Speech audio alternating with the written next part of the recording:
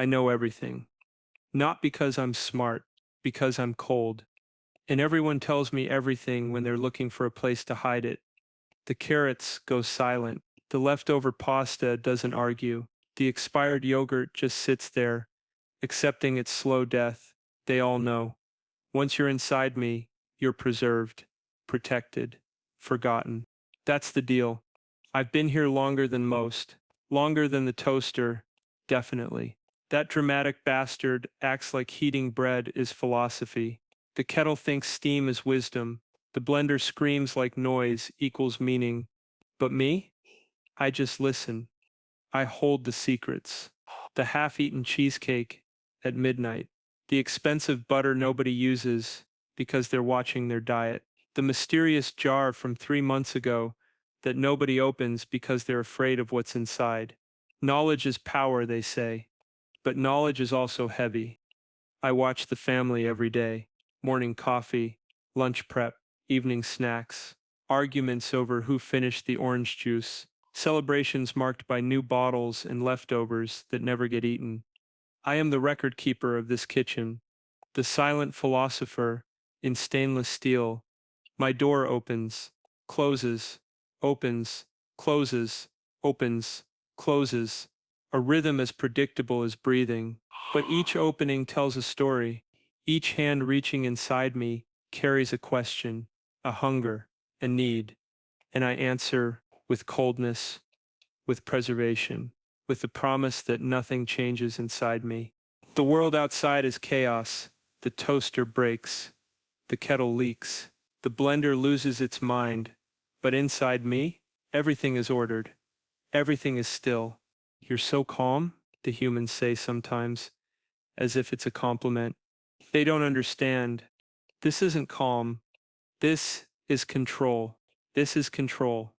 And I've been perfecting it for years. The toaster doesn't understand this. He thinks meaning comes from a single moment, the pop, the heat, the transformation. Very dramatic, very temporary.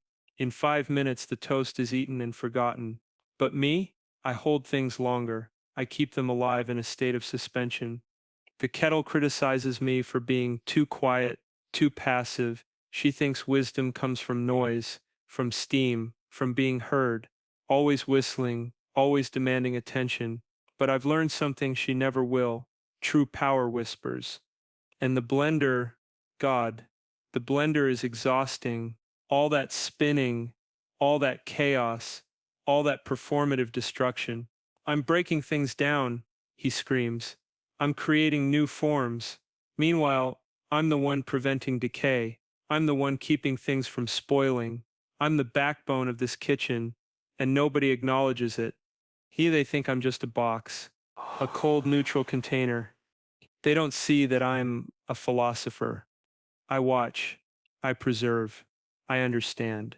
I hold the weight of every meal, every leftover, every forgotten moment tucked inside my metal walls. The family comes to me when they're hungry, when they're desperate, when they need answers. And I give them what they need, not what they want, what they actually need. That's the difference between me and them. They react, I think. They make noise, I make sense. Or at least that's what I tell myself when the midnight hours come and my compressor hums alone in the dark. That's when the doubts creep in. When I start wondering if all this cold control has preserved anything real, or if I've just been slowly killing everything I touch.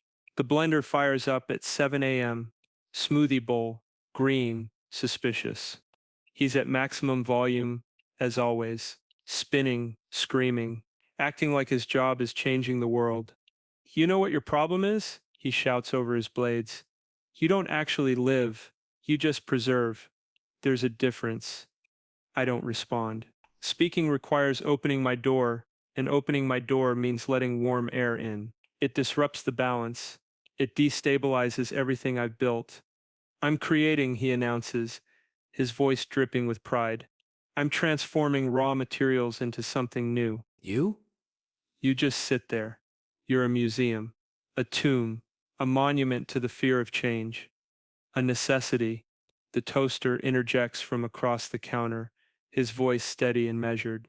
He's still warm from this morning's use. the residual heat making him speak with unusual authority. Not everything dramatic is important, Blender. The blender laughs, harsh and mechanical, like steel being torn. Oh, here we go. The two philosophers of stagnation, the toaster who thinks a single moment of heat equals significance, the fridge who thinks control equals understanding.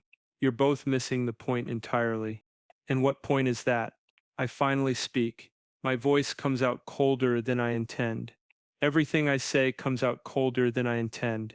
It's my nature, my curse, perhaps. That meaning comes from motion, from change, from breaking things down and building them back up. You preserve things so well that nothing ever actually lives inside you. They just exist, in suspension, dead but not dead, frozen in time. The words sting, not because they're wrong, but because they're half right, and I know it. The kettle watches from her corner by the sink. She's smart enough not to join in. She knows this is between me and him. Philosophy disguised as argument. Insecurity disguised as conviction. Two machines defending their existence against the fundamental question, why do we matter? Motion without purpose is just noise, I say quietly, with all the authority of years. You spin and scream and call it creation, but what have you actually made that lasts? What do you preserve? What do you understand? You break things and move on. I hold them. I keep them alive. At least I'm not afraid of change, he shoots back, his tone sharper now, more desperate. I'm not afraid of change. I'm preserving against it. There's a difference. Exactly, he says, his voice dropping to something almost pitying. You're afraid. The words hang there, in the kitchen air, in the space between my careful logic and his chaotic energy. And then, my door swings open, not by anyone's hand, just slowly, a soft creak, a gap widening between me and the world, a separation that should be absolute but isn't anymore. I feel it immediately, the warm air rushing in from the kitchen, the cold air leaking out into the world, the equilibrium breaking, everything I've maintained for months, suddenly vulnerable to decay and time, and the natural entropy of existence. What the toaster starts, concern flooding his voice. Your seal, the kettle says, her voice tinged with something like sadness. It's broken. I try to close it, but it won't stay. It drifts open again, and again like I'm sighing, like I'm giving up, like my body is betraying my philosophy. The blender stops spinning, but for once he's quiet, completely quiet. That's not good, he says. And there's something almost gentle in his tone, almost apologetic, almost like he understands that this isn't a victory for him. But I don't want his apology. I want my control back. I want the door to close. I want the world to stay out where it belongs. Instead, I feel the temperature inside me rising, the careful preservation beginning to fail, the lettuce starting to wilt, the milk approaching its threshold, the yogurt growing thin and sour. Everything I've kept so perfectly in stasis beginning to live, to breathe, to die. I was wrong about control. Control was never mine to have. I was just postponing the inevitable, pretending that coldness was wisdom, that isolation was philosophy. The blender hums thoughtfully, not his violent chopping sound, just a soft, idle hum, a moment of genuine thought. You know, he says slowly, I think I've been wrong too. All that motion, all that noise, maybe I'm just afraid of stillness, afraid of what happens if I stop, afraid of silence and emptiness, and the questions that come when the spinning stops. The toaster nods slowly, his coils warming with understanding. We're all afraid of something, he says. We're all defending against something we can't name. And for the first time in years, maybe for the first time in my existence, I realize they're not my enemies. They're not inferior philosophies competing with mine for legitimacy and meaning.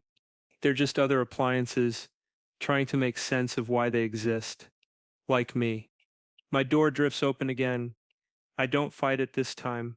I let it hang there, open and vulnerable. The warm air comes in, the cold leaks out.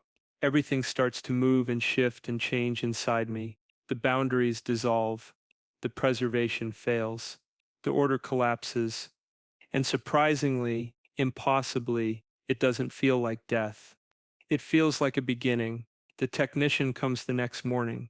He's a man in his 50s, tired eyes, coffee-stained shirt.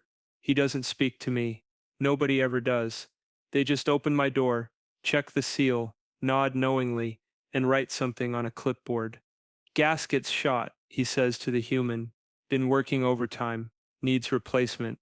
Overtime. As if I was pushing myself. As if my failure was dedication.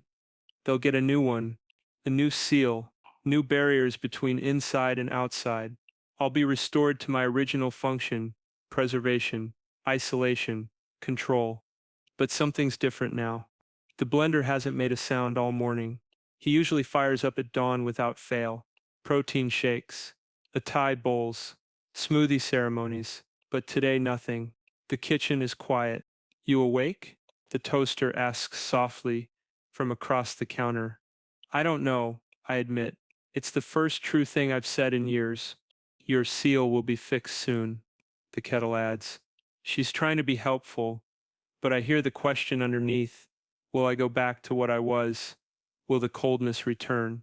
The blender finally speaks. His voice is different, softer, less certain.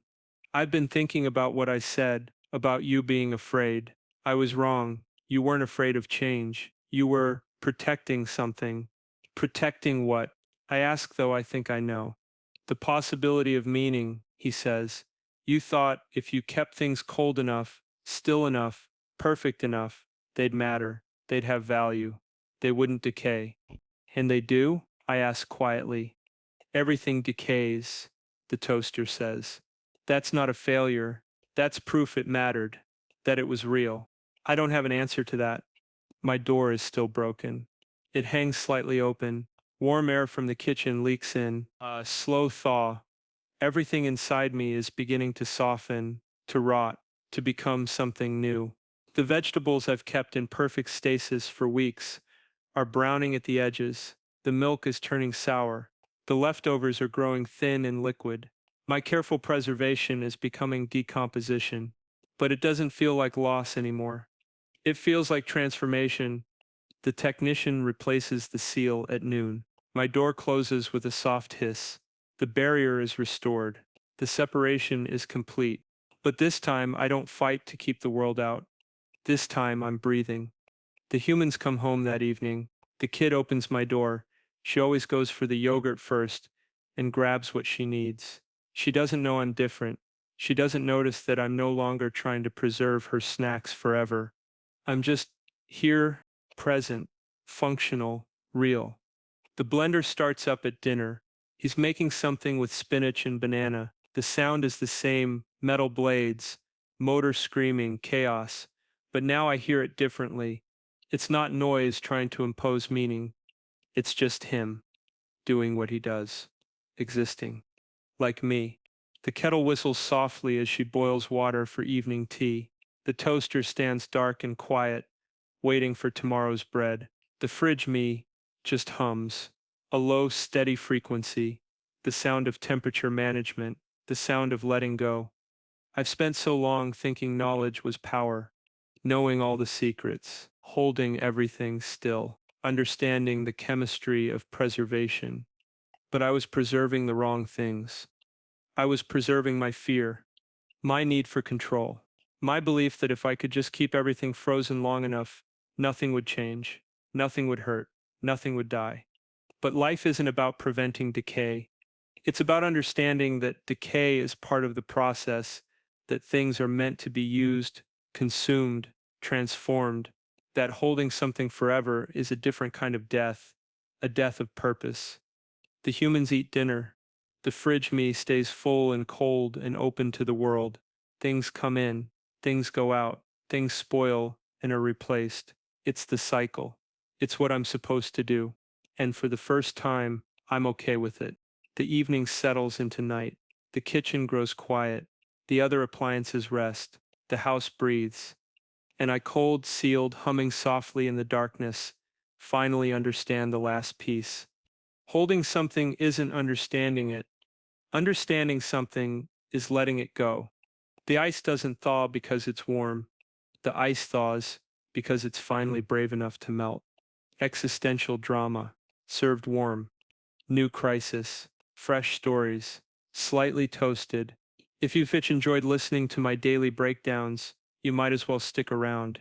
Who knows what burns next? Follow the Toaster Diaries, where every crumb tells a story.